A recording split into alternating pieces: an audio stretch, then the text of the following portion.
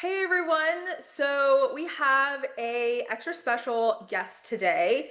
And we don't normally, this is a little different from what we usually do for our Smoking Hot Books audience. And usually we're doing interviews through Substack Live, but we have a really special guest here today. His name is John Ray, and he runs North Fulton Business Radio X. And I was on his show a few weeks ago. Actually, it was maybe a few months ago at this point. But John, we met through the North Fulton County Chamber of Commerce in Atlanta. And John, at first, I wasn't even sure, what he even did. When he first told me what he did, this is really important for you guys because you guys are all consultants, coaches, professional service providers, lawyers. We got lawyers in the audience. And you guys might think that, your prices are the way that they are, and you don't even realize that your prices are probably the single biggest lever in growing your business. And so when I met John, I didn't really know that until I read his book called The Generosity Mindset, and it absolutely blew my mind because I recently signed up for a $20,000 sales boot camp, and the stuff that he goes over in his $20 book, they don't even cover in the $20,000 boot camp. So you guys are in for possibly more than $20,000 worth of value right now. So without further ado, here's John Ray. And John Ray,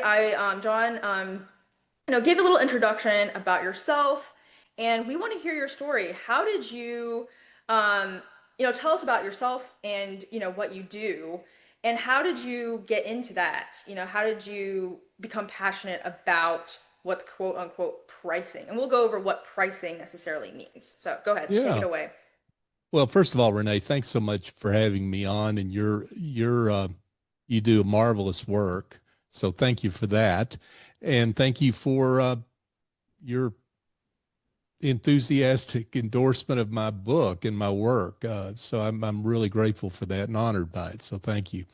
Um, so I spent quite a number of years in corporate and specifically in the investment banking world, the investment management world. You might say I grew up in my career analyzing companies, uh, kind of the backbone of what I did, big companies, and with lots of money at stake, lots of issues at stake. I did M&A advisory, strategic advisory, and we did all sorts of analysis on a company's position in the market and whether their stock was going to do well or not do well, and you know uh, whether they were a good combination for another acquirer, all this mumbo jumbo, and so.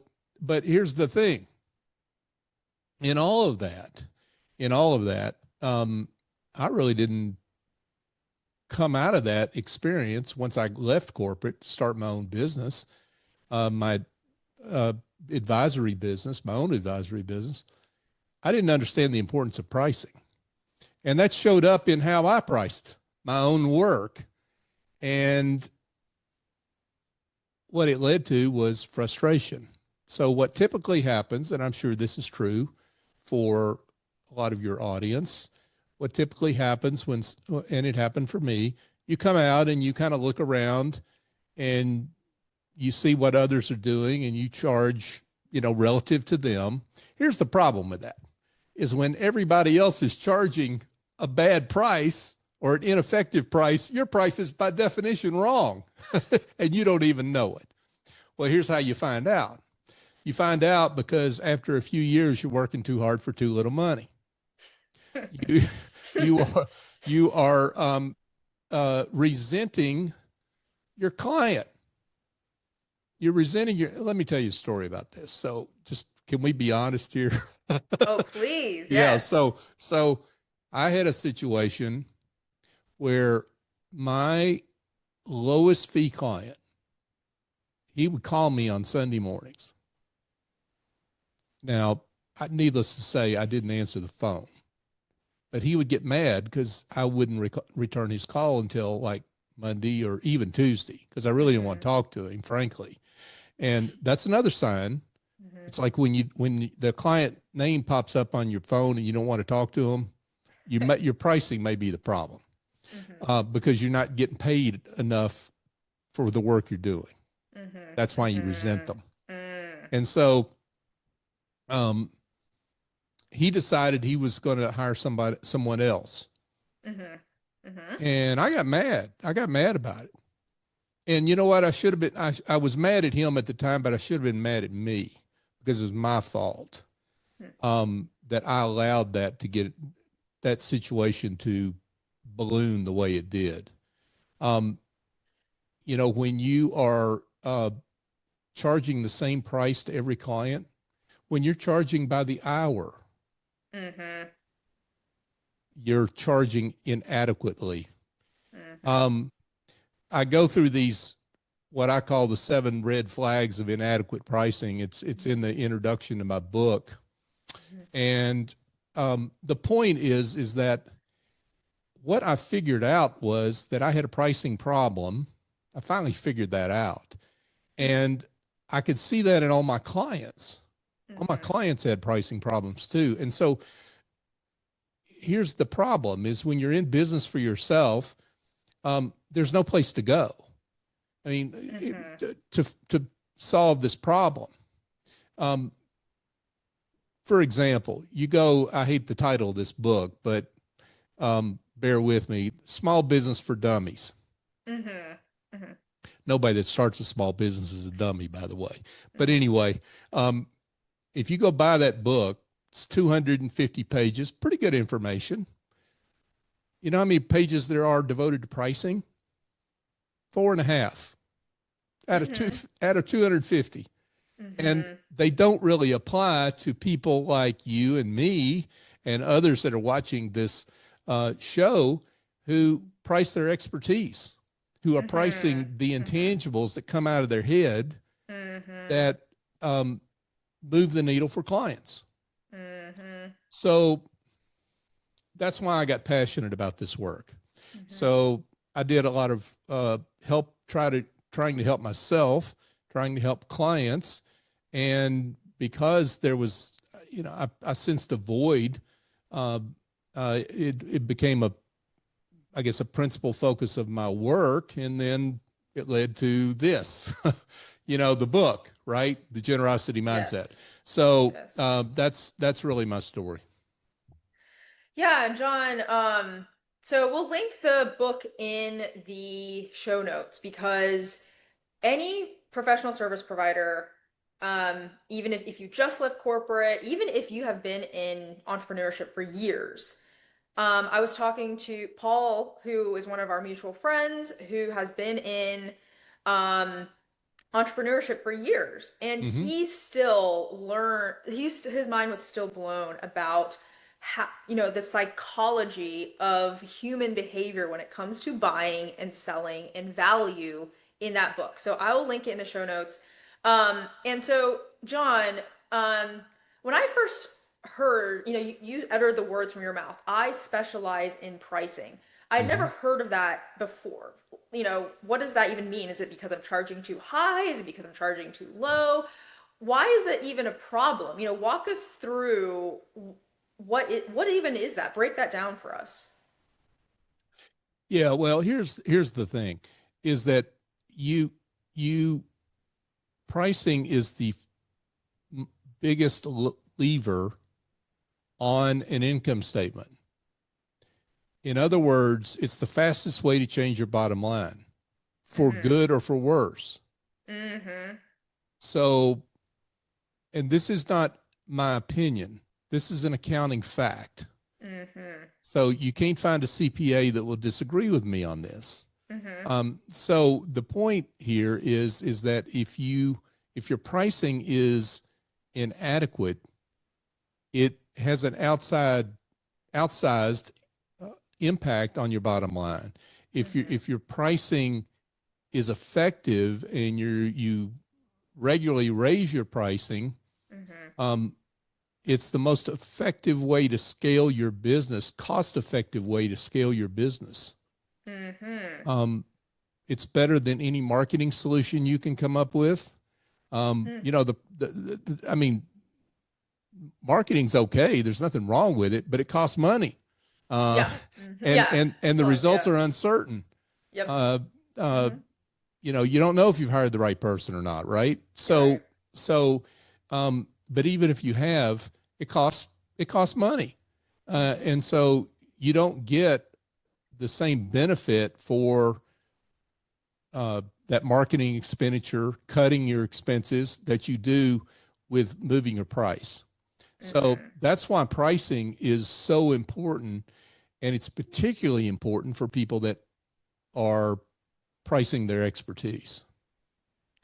So maybe the question everyone might be thinking is my, maybe they have some packages, standard packages that they sell, and they might be thinking, well, it would be really great to just charge out the wazoo for my prices. But then that would solve all my money problems. I could be rich overnight and I would never have a problem ever again. But Mhm. there is this inherent like resistance. So what's the problem? Like what's keeping people from just being like, okay, I don't want to charge 5K for this anymore. I'll just charge 10K for this. Like what's that Yeah, well, resistance? it's the little voice in your head Yeah. that is saying things like, "You're not worthy." It's saying, uh, "Oh, I'm not as good as such and such." You know, Mm-hmm. someone else that's got more experience or whatever. I'm new, so I have to Mm-hmm. discount.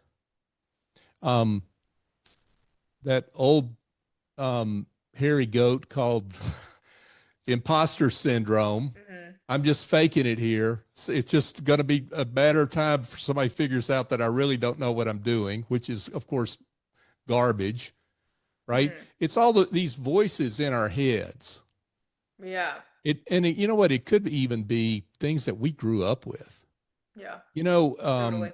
I heard recently that when you're 7, your money ideas about money get kind of cemented in your Mm. head at the Mm-hmm. age of 7, by Mm. the age of 7. Mm-hmm. So maybe they have to do with a certain faith you grew up in, where it's like Yep. it's bad to make money. It could be, you know, you're just your parental upbringing, you know, that you're inadequate or whatever. Um, there's all sorts of things that are going on in your head. And see, here's the thing, it's particularly hurtful to those of us who are pricing our expertise, because what are you pricing? You're not price. You're not you're not selling a can of dog food and you can just price the can, right? You're selling Right. you're selling yourself. It's It's a so intangible. well, it's intangible, but it's also highly personal. Mm-hmm. So So personal. so when I'm sitting across the table from Renee and I slide my proposal across the table, that's a highly personal thing, because like I'm exposing, you know, myself, and it's creating these issues in my head. And Yep. I know this may just be true for me, not the rest of your audience, but you know, you slide this proposal across the table and you're immediately thinking, oh no, I charged too much, you know, even in that moment, Just right? that, yeah, I mean, these thoughts are happening in what, like, it's like a half a second or something, less than Right. that. Yeah. Right. Yeah, they're happening all the time. And Mm-hmm. so that's where it starts, are those mindsets that hold us back. Mm-hmm. And so Mm-hmm. that's why I start the book talking about that. Here are these mindsets that affect all of us. They affected me. They affect I've seen them in again and again in clients. Yep. And so what you've got to do is call those out and understand where those come from, and have something that stands in to Mm-hmm. replace that. And Mm-hmm. that's why I call that the generosity mindset. And essentially, what that is getting out of your own head and getting into the head of your clients and where your clients see value. Right. Because here's the insight that I had over time is that clients see more value in us than we see ourselves. Wow. So by definition, if that's the case and you price into that value that clients see, you'll improve your pricing. Which in a nutshell means you can raise it with confidence, having the Correct. thoughts that support that new reality of there is going to be someone who's going to purchase my package at a price that feels really good for me, that feels sustainable. I love this. I'm helping people. Um, I can tell you now, John, that in 2025, and it's not even over yet, but when I read your book, what is it, over the summer, but I somewhat began this journey at the beginning of the year because I had hired another coach who had told me it was like raise my prices by like 10x or something crazy. And of course, I'm like, oh my gosh, what are people going to think about me? Do I even deserve this? Am I worth Mm-hmm. it? And Right. I remember in your book, you call out, yeah, exactly. Like you call them out, you call out the thoughts that people are thinking. And I remember taking a highlighter and you said, I'm not good enough. And I was like, wow, someone finally, maybe people do understand, but I never really understood that, like, someone, a professional could, it's like you, as a professional, you are handling something that seems, it's like the nervous system, it's the body, it's thoughts in our head, which have this emanation, this manifestation out into the 3D, on and on and on into our families, and Mm. how we treat our kids and then the next generation. And I felt like I was finally seen. Like that is the thought that I'm having, and I could possibly try to not think about myself so much and start thinking about other people more.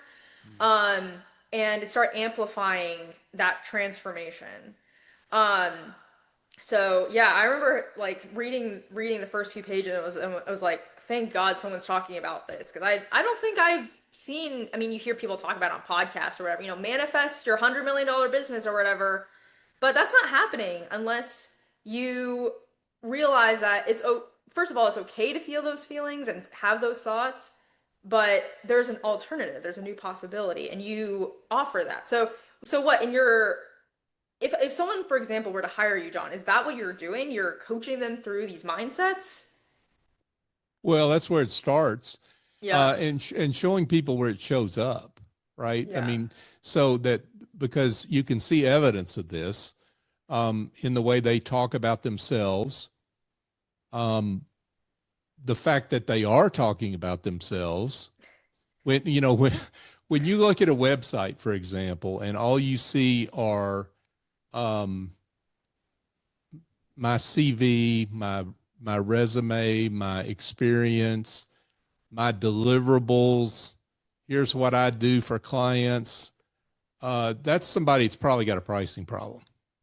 And I've just described, a, a huge percentage of service providers because that's what all their websites look like. Um, Totally. right? I In fact, mean, mine probably has, yeah, it has little bits of that. Yeah, definitely. well, yeah, there's probably still some vestiges of Mm. that in mine that I've got to scrape out. But the Mm. point is that you're not speaking to where clients see value. Mm-hmm. Okay. Okay, go So, ahead. Yeah, I'm so curious for about for that. example, if I refer someone to you to do work on their book, um, yeah, sure, they'll go to your website and they'll check it out and see if everything that I told them about you Mm-hmm. checks out, right? Mm-hmm. Mm-hmm. But then when they get in touch with you and want to have a conversation, they come ready to talk about their need. They don't Right. come ready to talk about your qualifications because they've already seen your website. Mm-hmm. They're uh, there's some borrowed trust going on because the referral came from me, right? So they like, yeah, I trust John. So John knows what he's talking about. So Renee must be good. Yeah. But what do we do in those circumstances? We start talking about all the things that we do Huh. when we don't have to. Right. What we need to Right. do is start talking about that Them. person who Right. why is it you want to write this book?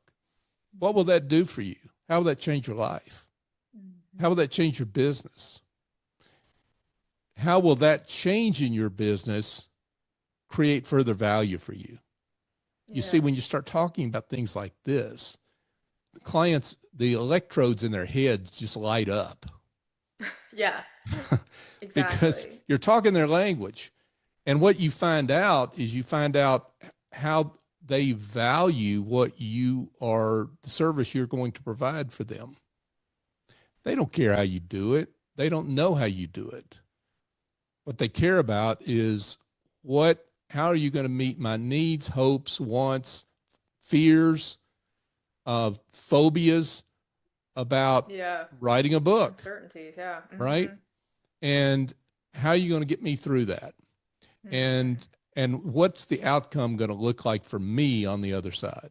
That's why I Right. say the generosity mindset is not about giving things away. It's about leaning into the head of the client in front of you and trying to understand where they see value. Yeah. And this reminds me of something, this huge transformation I had in 2025. And I see it everywhere now. Most people are really concerned about, the way their t-shirt looks, the way that they're, they're playing pickleball on the court and they're like, I'm not good enough. They show up in their business and they, try to explain their conversations. They're like fixing their hair. They're like always concerned about the way they look. And when I started seeing the way that you talk about this, and also in the sales boot camp I'm in, I start seeing it everywhere, and it hides itself as humility because everyone's like, well, I just want to be small. I don't Mm. want to take up space. I just want to, if I take up space, then it doesn't mean everyone else can take up space, and everyone thinks that they're being humble because of it. But it's actually self-obsession. It actually is preoccupation with yourself. Am I qualified? Am I good enough? Am I worthy enough? It's always me, me, me. Whereas what I'm learning in the sales boot camp and what I'm learning through it, and it's just reinforced with what you're saying, what the generosity mindset talks about is that literally stop thinking about yourself and think about the other person on the other side of the table or on the Zoom call or on the phone. And just thinking about them more removes that like preoccupation with self because your focus is on something else. And your world starts snapping into place because it's like and you learn this quickly about money. It's like the fastest way to make money is just stop thinking about yourself and to start thinking about other people first.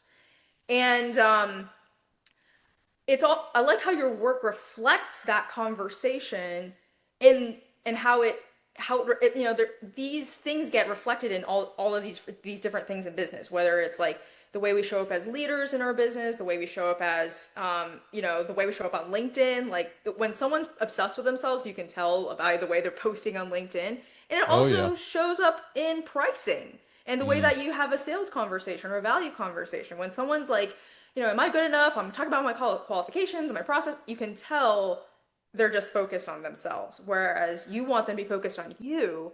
Um, and yeah, I was just like, wow, I see this everywhere. And with a lot of service providers, especially when it comes to people who just left corporate, it's Oh a yeah. big shift, huge Hmm. shift. They don't even realize that they're doing it.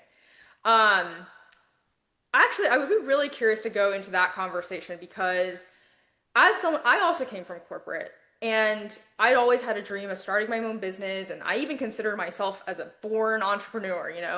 And even then, like you were saying, how, your money mindsets get established when you're 7. And I even had a dad who was an entrepreneur and he didn't, I'm almost certain he didn't think of money and pricing in the way that you talk about it. It was about him. Mm. Um, so yeah, what kind of patterns do you see, especially with people who just leave corporate? If they're just leaving corporate and going out on their own, they're hanging their shingle. What kind of patterns do you see when it comes to pricing and these value conversations and talking about, yeah, creating value in the world? Oh my gosh. See this, you're going to bring back nightmares here. So, so I used to work for a big global financial institution, a big, Hmm. ugly global financial institution. And I will never forget these decks that we would work on for clients and potential clients. And the first like god awful number of pages of these decks were all about us and how wonderful Uh, we are, right? And so mhm, um and you kind of, when you're in corporate, that's really what you're infected by, because mhm. that's what you learn. It's not your fault, it's just what you learn. Yeah. And so then you come out and this is just like a reflex. um Yep. and you don't even, a lot of times don't even know you're doing it. You think you're talking about other people, but you're really not. um and so you bring all that out, and then this is particularly true for the folks that come out of the consulting world that start their own consulting practice. You Yep. come out, it's like suddenly you don't have that logo on your business card anymore. Right. Right. That's where it gets really vulnerable. It's like, oh, Exactly. well, I don't work at the big global financial institution, and so I don't have the mothership behind me anymore, and I don't have the logo on my business card, and suddenly you feel there's some inadequacy there, and I've got to discount my price Mm, because of that, when in fact your expertise did not change. right. What you're able to do for clients has not changed. And if you talk with clients about where they see value and what their needs are, their hopes are, um, Right. then your mind is too occupied with that Yep. to lean back into these other mindsets that hold you back. Yep. And it takes practice too. Like, you maybe you first hear about it, and I've heard this quote before, words don't teach, it's the experience of, the experience of experiencing it that teaches you that, oh, I get it now. Like, it's not about me, and I never had to prove myself anyway. Mm-hmm. Um, but yeah, like for um yeah, for like most of, in corporate, you show up and you get paid. You show up, you get paid. You show up, you get Mm-hmm. paid. So there's almost like this element of like, oh, the money is coming towards me. There's this, and I noticed this as my mind was shifting, and that as money comes towards me, I feel like I'm wrapping my arms around it. That's the way I get paid. But when it comes to entrepreneurship, and really, I mean, this goes into the value equation that we're gonna go over really soon. But this is really, I noticed how value is even exchanged anywhere in the world, is that you get paid as a portion of the greater value that's created for someone Mm-hmm. else. Um, you know, there's this like story I was reading where they had there it's like a hunter with some dogs, and the harvest of the animal is not guaranteed, but the dog gets fed when they can help the hunter get the harvest of the Mm-hmm. animal. And, good boy, good, great job, dog, for helping me achieve this outcome. And that's that it's almost like it's not, money isn't coming to you because it's coming towards you. You're coming at it's you get paid because you have created out there. And so there's this almost like this, you have to let go of, and that's that nervous system reset that I've noticed, that it's almost like you have to open your palms even more Mm-hmm. trust, more surrender. And there's this counterintuitive thing that the universe says, well, congratulations, you've always been good enough all along. Here's your payment. Um, so let's talk about the value equation. Okay. Um, because this is totally mind-blowing to me. And we don't, I mean, we have the video here, and feel free to use the book or how to Yeah. describe this, but Mm-hmm. um I did not understand, I was get on these sales calls, and I was following the sales boot camp. They had this process, and I was following it. And anytime when I would say the price, I didn't understand why people still had so many objections after I named the price, until I saw this graphic in your book, and it just all clicked in my head. And no, I've never seen an economics book talk about this. I'd never seen a blog post, no money podcast I'd ever listened to talked about this. Let's talk about the value equation and yeah, what it actually yeah, how does it actually work? Yeah. Well, so let's call it, so we can be perfectly clear about it. Let's call it the client's value equation, right? That's So, perfect. right. So, because that's what I call it in the book, because it's really important Yep. to understand who's doing the That's calculation, correct. right? That's It's right. it's the client. Exactly. So, and this is true for every transaction. Whatever you do, even if you get uh, you're given something for free, you're thinking about the perceived value of what you're receiving minus the price you pay equals the value that the client that you receive. So, for example, um, one of the more extreme examples I can come up with is a lottery ticket. The a lottery ticket is essentially worthless. I mean, when you buy when you buy at least all the ones I bought I've been uh, when you the odds of winning are so infinitesimal hmm that it's a worthless piece of paper. hmm So why do people spend $1, $2, $3 on a worthless piece of paper? Because they get value out of it. Well, how do you get value out of something you don't get the money from? Well, you get hope. You get dreams. You know, you get people standing in line and sharing stories about what they're going to do with the money when they win, right? And telling hmm lies to each other about how, yeah, I'll give you a little bit of mine if I win or whatever, right? Right. Or fear of missing out, Yeah. right? My wife says, "Oh, you got to go buy that lottery ticket. You know, if you don't, we might not win. We We might can't win, right?" right. I mean, all of these are intangible values. They don't have anything to do with money, which is a tangible value, right?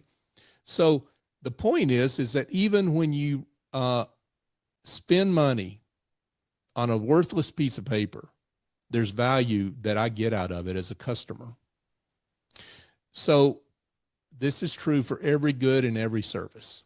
hmm When you go buy gasoline, what are you getting?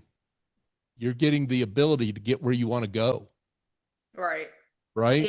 Seeing my mother-in-law in Blairsville, Georgia right Mm-hmm. now is more valuable to me than the price of this gasoline. Therefore, I'm willing to exchange money, which has less value to me than seeing my mom or my mother-in-law. Absolutely. Right. Delta Delta Airlines says we sell reunions. hmm We sell meetings. We Right. sell gatherings. That's what they talk about. Yes, they have that new yeah campaign where it's like the people running into each other and seeing each other after some time and it Mm-hmm. moves you emotionally. Yeah. Right. Yep. Right. Um, you know, a car repair place, they don't sell the parts. They sell peace of mind. They sell a Yep. car that sounds great when it's running down the road. They sell reliability. Um, you know, those are what a car uh, repair place sells. We all have these intangible values in, that the Right. client sees that we don't fully realize at all. We don't realize them at all unless we ask. Unless we ask. That's right. So, you know, in your case, you help someone write a book. What are you what are you selling them? You know, or sell the book. You're not selling them the book per se. Yep. It is what comes from the book. It's the authority value of having written the book on this particular subject. The It certainty of it's ensuring that the book actually gets done. that gets done. Yeah. It's the what thousands of people want that very few people ever get. I Exactly. want to be an author. That's I right. would I would like to have my book on Amazon and have Right. people buy it and have people say to me, "Wow, that was such a great book you wrote." And those are intangibles. And see, the thing about it is, if we don't have conversations with our clients about where they see intangible value, Mm-hmm. Mm-hmm. then we're not able to price relative to the full value that a client receives. It's not just about the book; it's about what happens to them because of the book. You know, Right. The payoff. right? Right.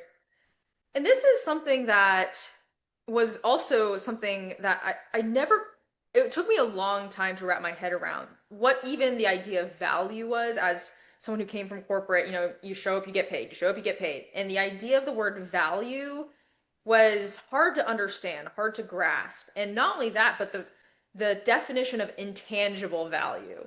Mm-hmm. Um, and if you've never had formal sales training, if you're just winging it all the time and you've never really been navigated through what intangible value means and how you could extract that from someone, how would you describe intangible value to a corporate professional who's just starting out as a solopreneur and can't get anyone to say yes to them on a sales call? How would you describe intangible value? It's largely emotional. Yeah. There's what, and see, this is where sales training, a lot of it misses out. You know, Mm-hmm. it's focused on tips and tricks, Mm-hmm. and it's not about tips and tricks. I can't remember all those things anyway. Uh, it's about the emotion, how clients buy based on emotion. They justify their purchases based on logic. Right. So again, if I can use you as an example, Oh yeah. see, I sit and chat with you about you helping me with my book, making sure it gets out there in the market and people buy it. Mm-hmm. And, you know, you send certain signals my way that are emotional for me, that Yep. resonate with me in some way. And it's different for each person, right? Everybody's got a Totally. different way Everyone's to got a to different to value. interpret Yep. um, uh, you and what you do. Mm-hmm. But I feel emotionally, hey, this is the right decision, and um, because I all those things I think I'm going to get out of it. And so then when I've made the decision, I justify it based on logic, based on Yep. all the things that we think are important, our experience, our all those kind of things that we emphasize, those come later after someone's already bought the product or the Right. service, Yeah. right?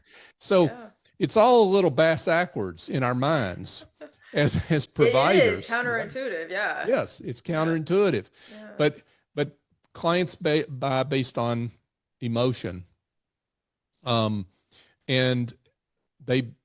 I've got here's another example. I've got a good friend of mine that Gloria Mate. Her and her husband Sergio own three nothing but cakes Uh-huh. Yeah. Yeah. Uh-huh. stores. Mm-hmm. Mm-hmm. And when you ask her what they sell, she doesn't say cake. She says we sell joy. Love it. We sell celebration. And you know what? Ease. She is her store near where I'm sitting is surrounded by big box retailers that sell sheet cakes. Right. There's no joy in these sheet cakes. That's Really why good point. she's able to charge a premium for her Right. cakes because she sells joy. She doesn't just sell a cake. Right. That's what And I'm that's what I'm talking about. yeah, yeah. Um, and I mean, this is homework for because my husband is currently in corporate. He wants to start his own business. And we walked through all the things I learned from your book, John. And he had so much resistance. He was like, "What do you mean people buy emotionally then justify logically? It's all logic." He defends charging by the hour, and bless his heart, he can if he wants to do that, he can. But this is the homework for a lot of entrepreneurs who've never actually been in touch with their emotions. I was actually having a Mm, conversation with my mom about this just over the weekend about how, I mean, and even for like immigrant families who have come to the US, like the US and Canada, I was talking to my therapist about this, is this new realm of where you can be emotional. And for my mm. mom who grew up in Hong Kong and escaped a war as a kid, and the idea of being emotional and being in touch with your emotions and then valuing yourself and others on an emotional level is new territory. It is a new skill, it's a new thought process. It's new. So this is homework for anyone who's listening.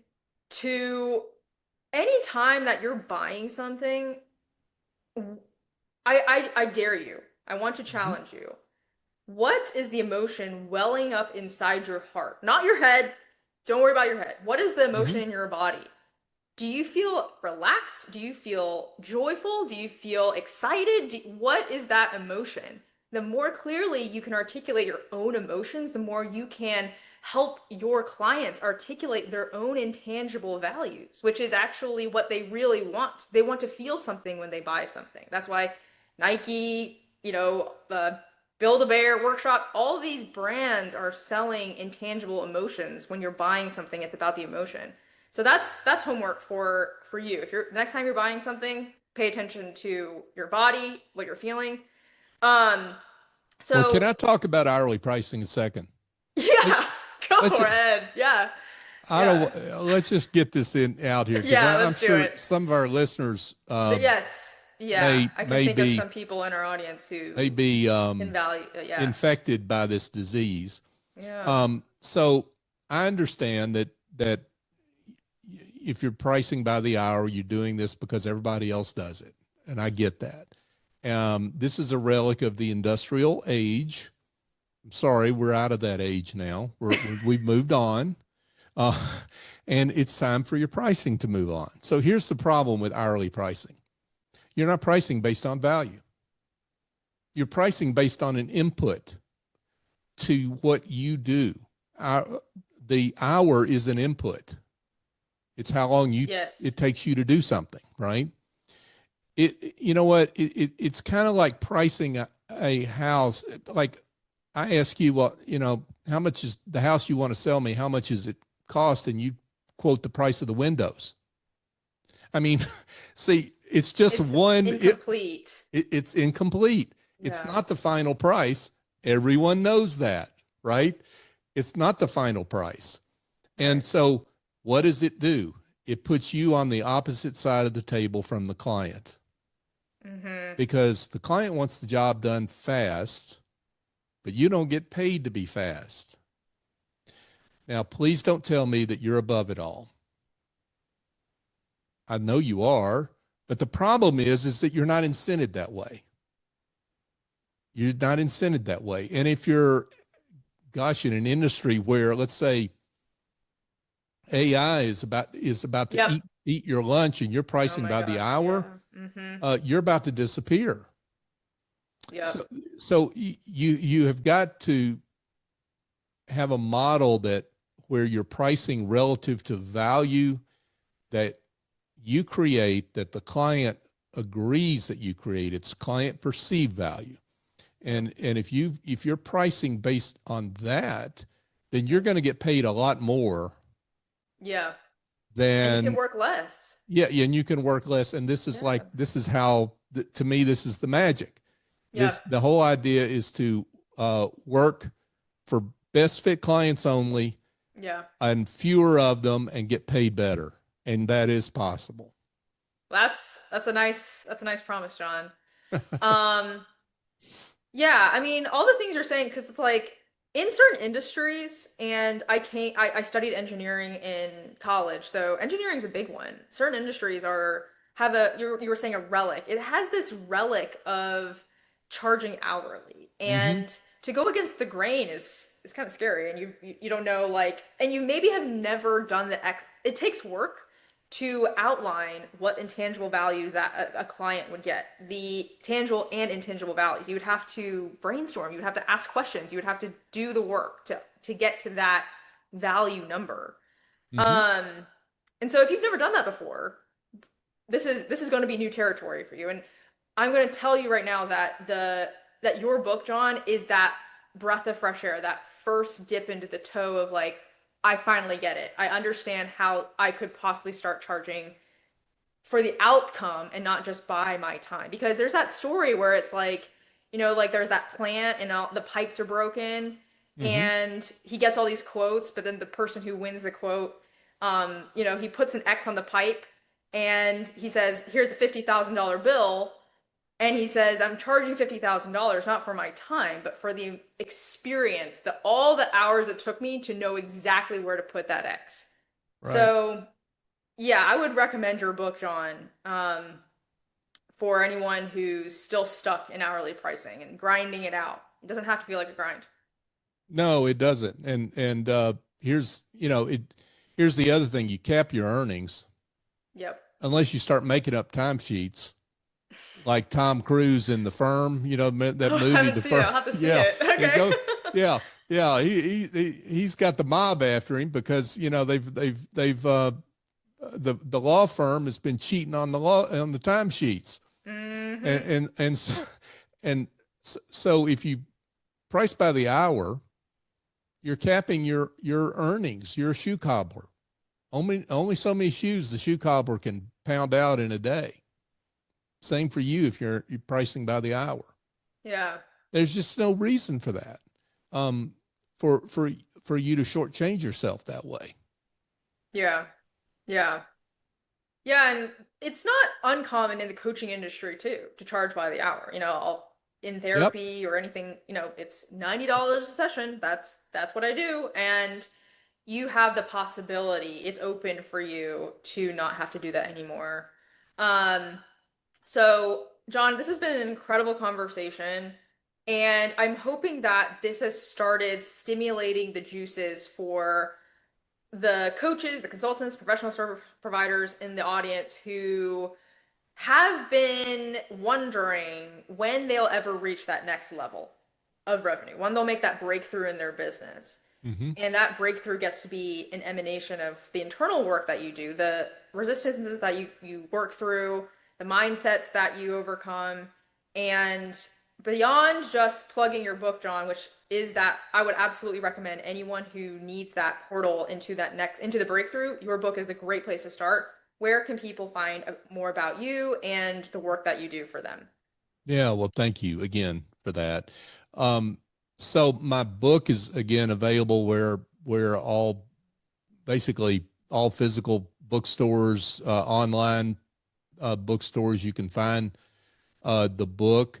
The generositymindset.com is one place to go just to find out more about the book. And uh, yeah, I mean, I'm blessed to be 5-star rated on Amazon. So people really like the book. I've got a lot of ratings on Amazon, so that's nice.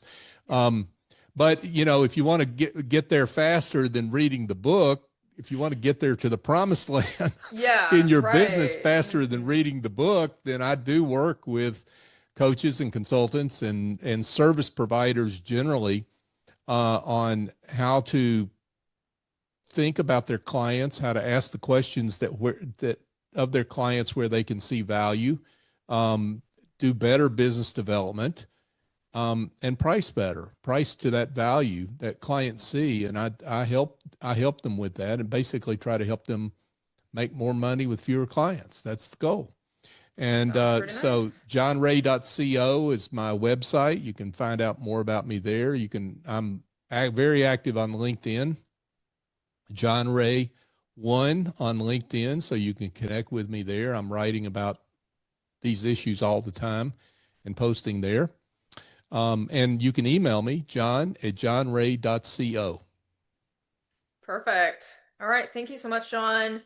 I feel like we just scratched the surface of a conversation. I mean, we could talk about this for hours and um, share all the epiphanies I've had because of your book, all the epiphanies I've had, and then notice how other people are doing it. And so we could go on, but It's been great, and thank you so much. And anyone in the audience, we'll link John's links in the show notes, and you'll be able to find him there. Thank you so much. Renee, thanks again. I appreciate you. Thanks for the great work you're doing for folks. Thanks. Thank you.